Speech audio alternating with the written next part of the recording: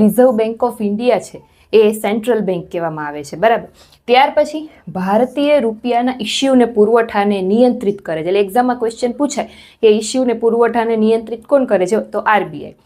સ્થાપના ક્યારે થઈ હતી? તો કે 1 એપ્રિલ 1935 આરબીઆઈની છે એ સ્થાપના થઈ હતી.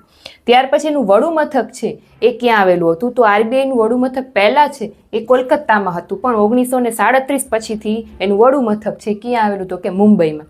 હવે 1 જાન્યુઆરી 1949 આરબીઆઈ છે રાષ્ટ્રીયકૃત થઈ, એટલે કે રાષ્ટ્રીયકૃત થઈ.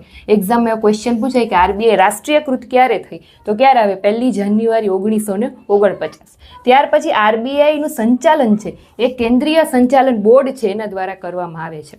પછી હવે વાત કરીએ આરબીઆઈના પ્રથમ ભારતીય ગવર્નર કોણ હતા? તો આરબીઆઈના પ્રથમ ભારતીય ગવર્નર હતા શ્રી C.D. દેશમુખ. અને આરબીઆઈના પ્રથમ ગુજરાતી ગવર્નર જો પૂછાય તો એ હતા શ્રી I.G. પટેલ.